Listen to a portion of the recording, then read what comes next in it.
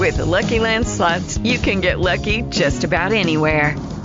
This is your captain speaking. We've got clear runway and the weather's fine, but we're just going to circle up here a while and get lucky. No, nothing like that. It's just these cash prizes add up quick. So I suggest you sit back, keep your tray table upright, and start getting lucky. Play for free at LuckyLandSlots.com. Are you feeling lucky? No purchase necessary. Void where prohibited by law. 18+ terms and conditions apply. See website for details. Lucky Land Casino, asking people, what's the weirdest place you've gotten lucky? Lucky? In line at the deli, I guess? Aha, in my dentist's office. More than once, actually. Do I have to say? Yes, you do. In the car before my kids' PTA meeting. Really? Yes. Excuse me, what's the weirdest place you've gotten lucky? I never win and tell. Well, there you have it. You can get lucky anywhere, playing at LuckyLandSlots.com. Play for free right now. Are you feeling lucky? No purchase necessary. Void where prohibited by law. 18+. Terms and conditions apply. See website for details. Yay, this is a hardcore grind interview with the fabulous Scooyunda from the GritBoyz. How you doing today? How you doing? And yourself? I'm doing great. Yes. Thank you so much for having time for us today. All right, anytime. I love y'all show. Now, a black man who writes is powerful. What does that power mean to you? Who writes is powerful? Mm-hmm. Yeah, right? Right. It means I have a responsibility, to influence. That's what that means. Like, I have a responsibility to show people that watch me that you don't just have to rap about violence to be successful, even if you start off like that. So I just think the power of the words and the tongue is basically your rights. You know what I'm saying? If you say the wrong thing, you can get your rights took. It can be used against you. So that's what that means to me. Absolutely. And what intrigues you the most about writing and storytelling?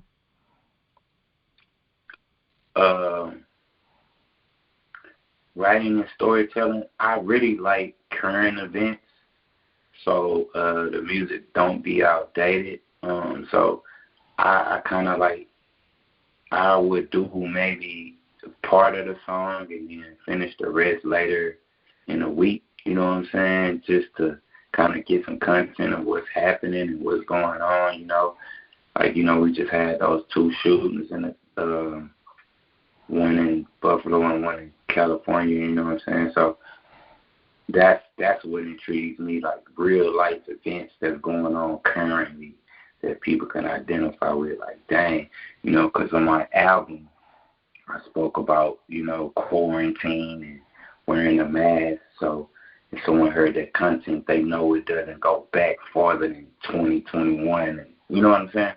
Mm-hmm. So that's what really inspires me, like that, my actual path, like what I really did.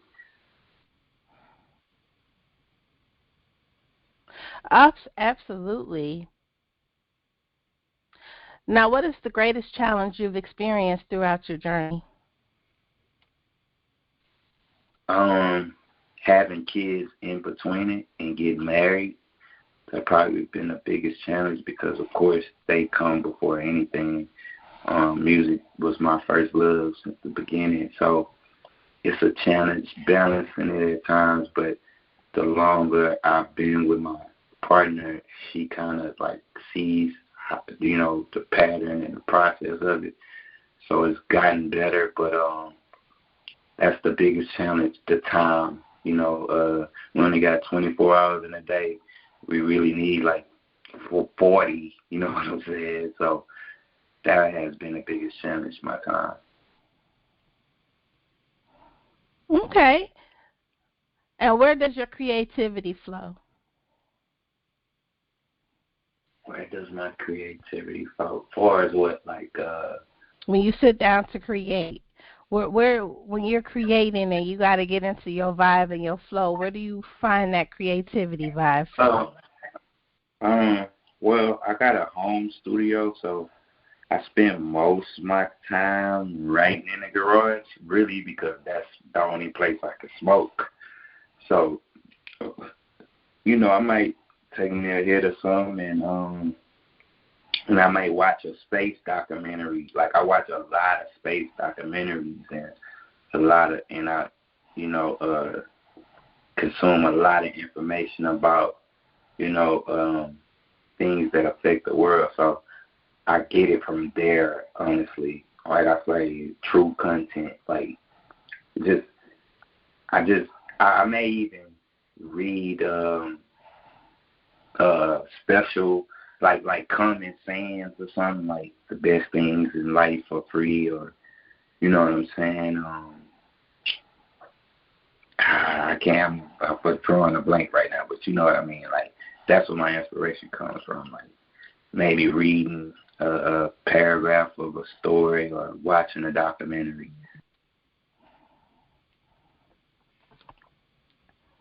All right. Now, how do you avoid burning out?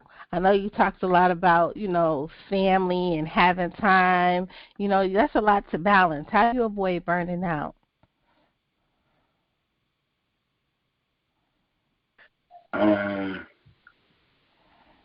I just do it. I just realize what I was put here for, and it's just something inside me that just makes everything happen. You know what I'm saying? Like, I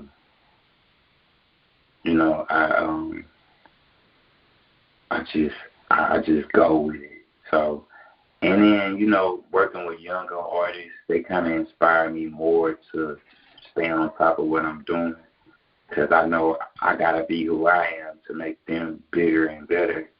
So that's kind of what drives me.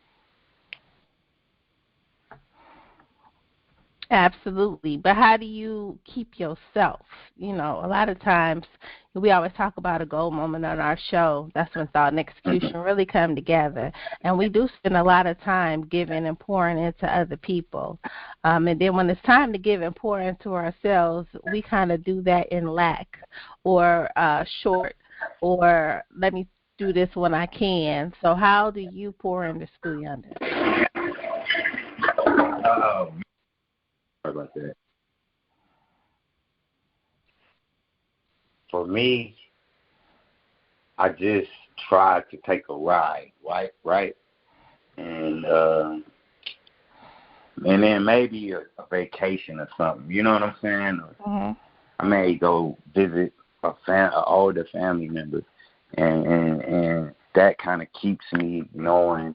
Or I'll go deal with somebody that's been knowing me my whole life, and it kind of bring me back to my real self. You know what I'm saying? So that's how I keep from getting burnt out. Like, I don't just get caught up in the music business. You know what I'm saying?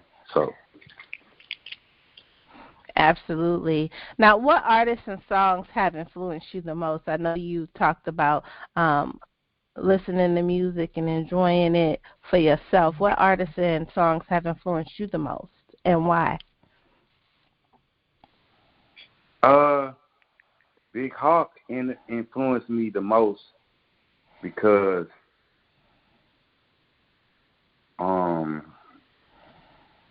he gave me my first start, and he was a guy that I was listening to before I met him.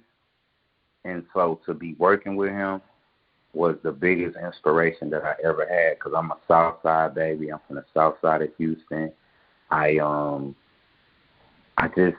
He's one of them. And then Paul Wall, he's another one that inspired me because, again, I watched him and I ended up meeting him at a young age, and I saw where he came from.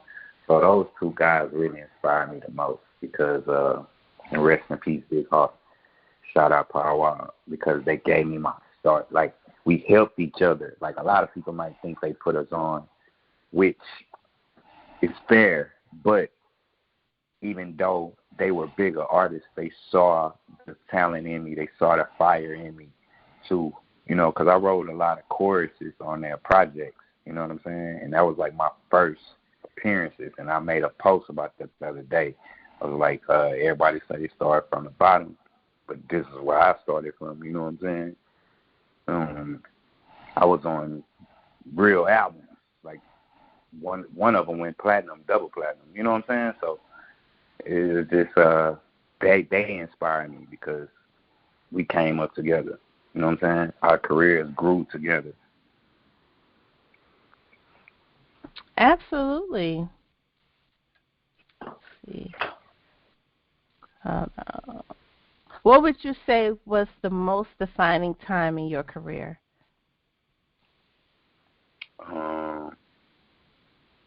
What's the most defining time in my career? When I signed a major record deal, that's when I really knew that you could make it. Yeah. Okay. And what has been the greatest accomplishment outside of that moment?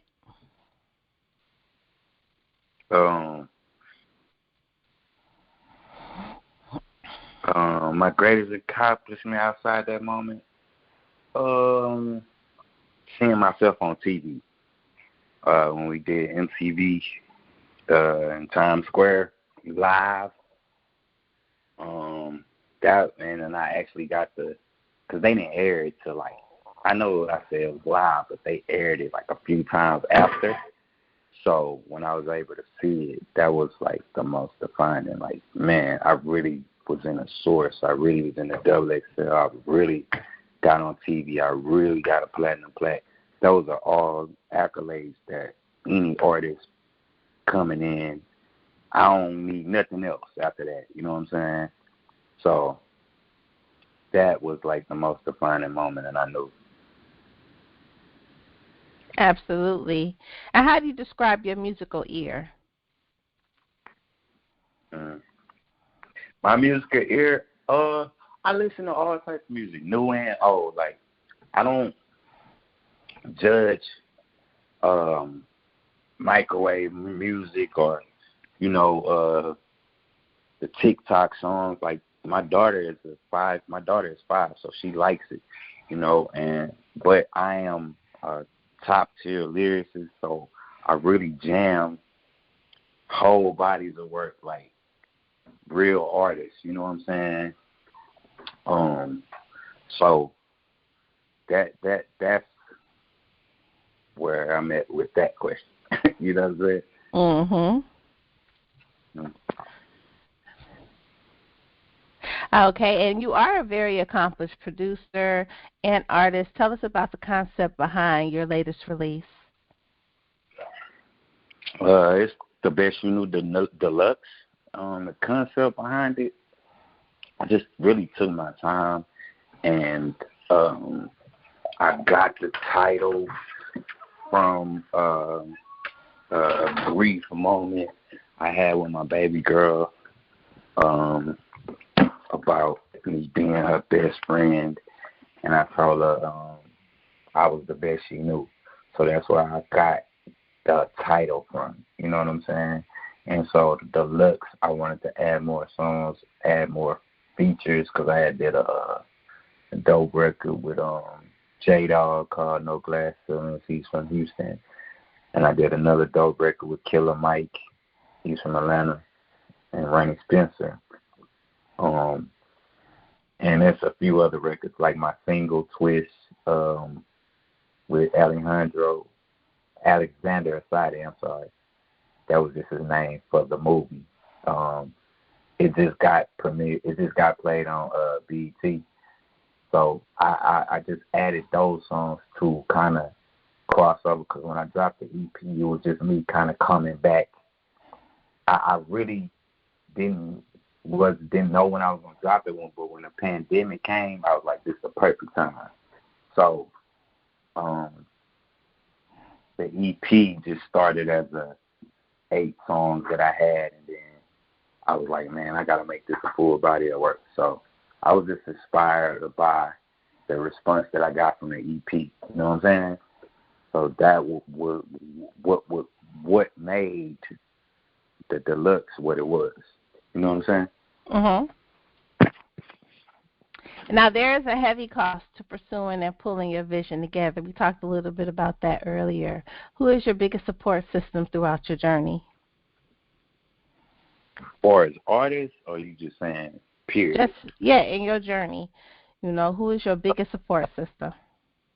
Well, I want to say my boy in my group, Neek. He support everything I do. My PR, AJ,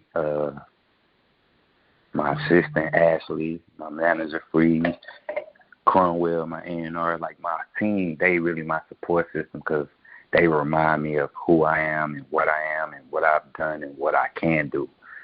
Also, Killer Mike is one of my other support systems.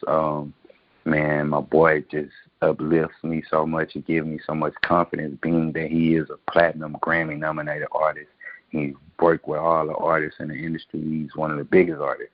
So since I lost Hawk in 2006, he's like been the closest thing to an artist being that close to me on a personal level to give me that kind of game. So that's pretty much my support system right there, you know what I'm saying?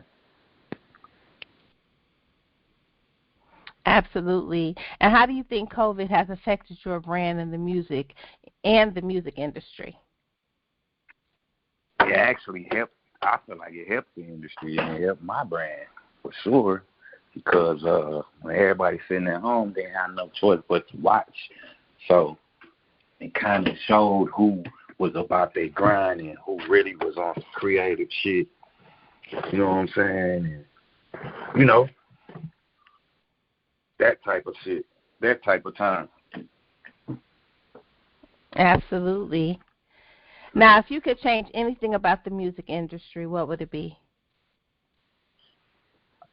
I would change the politics. I would change the pay to play, pay to get the number one spot, pay to be the hottest. I would judge it off the music, like the talent. I wouldn't judge it off how many followers somebody got on Instagram because that's really to be capped. You know what I'm saying? Like, people can fake the following. Like, when I came out, I actually sold 100,000 CDs, 200,000 CDs. So it's not like I could have bought, you know what I'm saying, first of all, I couldn't afford to buy 100 and 200,000. You know what I'm saying? So It's just like, that's what I would change, all the hype and smoke and mirrors that these younger people think what makes them big or somebody. Like, that's just really, because if they shut it all down, then who are you? You know what I'm saying? Do you have physical work that people can, grab or, you know what I'm saying? The artistry of it, but when you really look at it, the game is the biggest artists and the people that's most successful are talented motherfuckers like Alicia Keys, her, Jasmine Sullivan, people like that, Nas, Jay-Z, you know what I'm saying, Kanye, they're at the top, you know what I'm saying? You don't really hear nobody, even Lil Baby, he's a dope rapper. He do the auto-tunes, but he's still a talent, you know what I'm saying? So, you can mix it in or whatever you want to do, but I just say, I just feel like, talent really matters to me. You know what I'm saying? Absolutely. Now, African Americans artists are pioneers in film and music industries. How does it feel to be one of the elite that fuel the passion of many budding artists? Sometimes I don't know how it feels because they call me a young legend. I started at 17, so sometimes I don't really get that they are calling me a legend, but I do get it, but I just feel like I got so much more to show them and accomplish, you know what I'm saying? So, but it feels good at times, sometimes it's not noticed and not respected, but,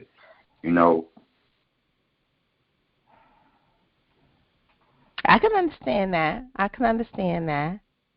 But at the same time, they have to be who they are. You know what I'm saying? Like, when I came in, I was, nigga, y'all can't fuck with us, and we this and we that. We ain't want to acknowledge nobody came before us. We did, but we was still hollering at that shit. So, you know, I can understand them, but I feel like it's cool. It's cool at times because sometimes they might try to treat you like you old or you had your shot, but that it don't work like that in life. You know what I'm saying? Or even or any other genre or any other nationality. They don't. Okay, you've been here for 5 years, man. Even though you talented, you done all these incredible things, you got to go. That's because I got my little dude I want to be. You know what I'm saying? But he ain't got it like me. But they still want me to get out the way so they can push that narrative. You know what I'm saying? Mm-hmm. So that's what I think about that, you know. I understand. Now, artists face many challenges that can be overwhelming at times. They can be complex challenges, sometimes hard for them to handle. What advice do you have for aspiring artists or even producers? I'm sorry, can you say the first part of that question again? Aspiring artists face many challenges that can be overwhelming and at times complex for them to handle. What advice do you have for aspiring producers and artists? I would say for them to never give up, never allow someone else's insecurities to project what they think can really happen for them. You know what I'm saying? A lot of times people, like I say, if they can't benefit off you, they going to knock it. You know what I'm saying? I got my dude. I got my little nigga over here. You know what I'm saying? I'm going to post him. I know this dude the shit, but I ain't, you know, so sometimes you just got to do what you do because later on they're going to be like, I told you, boy. I told you. I told you. You know what I'm saying? Mm-hmm. All right, hold on. And what sparked your interest into fashion? Fashion, my wife, actually. She's a professional and a published designer, right? But she uses sewing machines also. But she kind of inspired me to make the merch, you know, not just a T-shirt like that says Scooby, but to make it a clothing line. So, but it's really been in my family. Like I said something like this on a new rap. I said, see, music and fashion, the passion of my ancestors cut from a different cloth. I'm cool providing hair samples. You know what I'm saying? So, honestly, I feel like it's been in my family the whole time. You know, I had a great uncle that had a juke joint back in the day and a band, and you know what I'm saying? But, you know, in those times, it was a little harder to be, you know, famous. They may have been famous, but, you know, it wasn't no social media, it wasn't no radio, wasn't no, you know, no radio that could play that type of stuff. So I just feel like it's been in my DNA because my daughter, she just did a fashion show at school, and let me tell you, I'm never forcing nothing on my kids. My daughter, I've never seen her hold a microphone, sing it at home. I mean, she has microphones now and stuff like that, but to know a song and sing it. But my wife is a pretty good singer because that's how I met her. I had a friend that had a song he paid me to be on, and she happened to be on the song singing, but she was a college girl, and he was like he had like a tattoo shop near the area, you know what I'm saying? And that's how she ended up doing it. So she really didn't take it serious. She was just passing time type thing. Mm-hmm. So, but she can sing. So, you know, I feel like it's just part of my life, you know what I'm saying? When we look at things, like I'm real big on energy and consciousness and the things are the way they are just because that's how it's supposed to be, you know what I'm saying? Everything, the universe has order, right? And that's just how I look at it. It's no other answer for your question, but the way I said it was just the cards I was dealt, you know what I'm saying? Absolutely. Now, what skills do you think are necessary to succeed in fashion and music, in the fashion and music industries? What skills do you think are necessary? People gotta like you. Patience is a talent.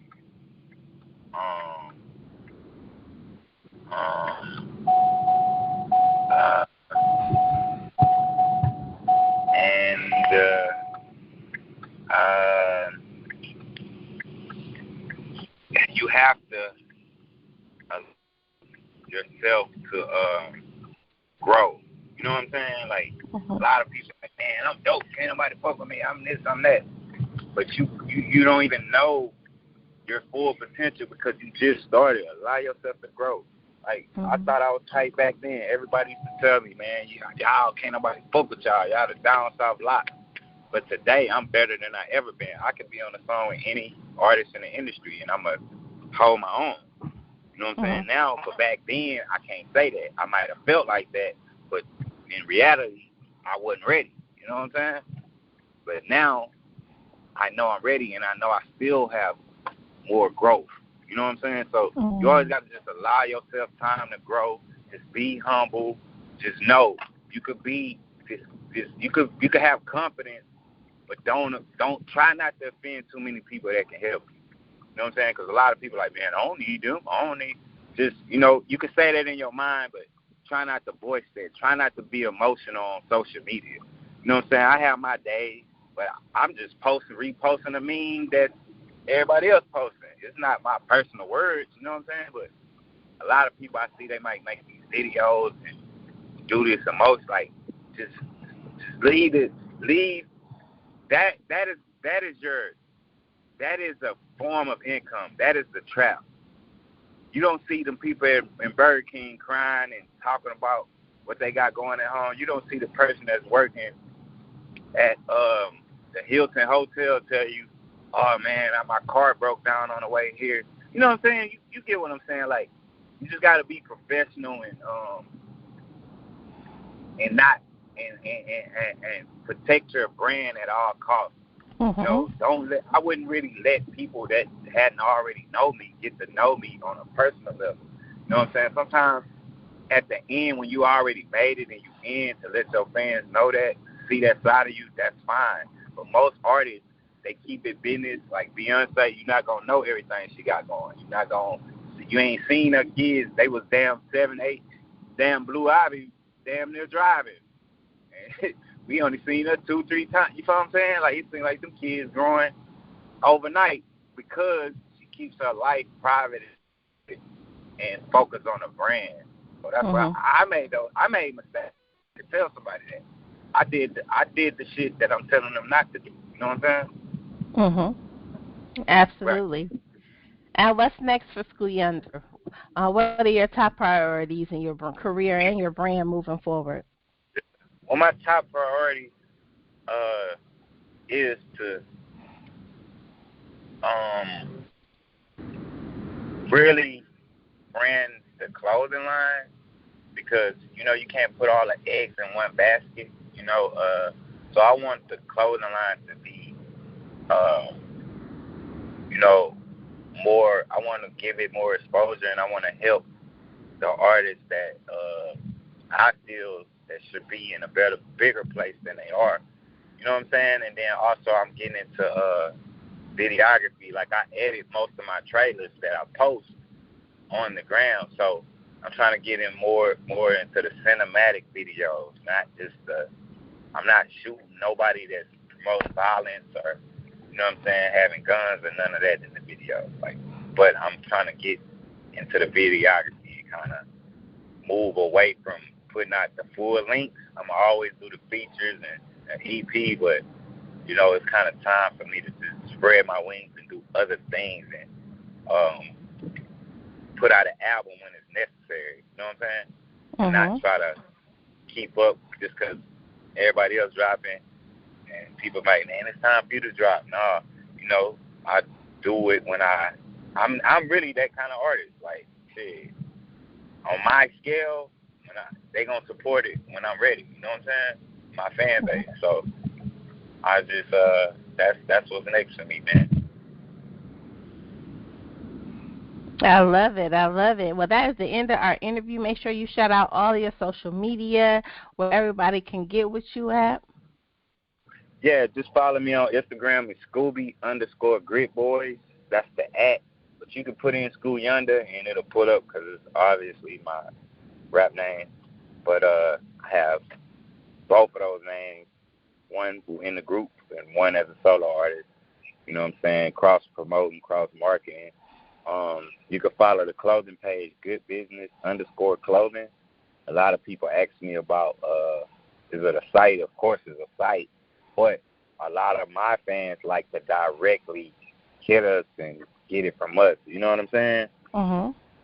So the site is www.goodbusinessclothing.com. And that's about it right there. Well, I so appreciate you sharing your time, your space, and your energy with me. And I will talk to you soon.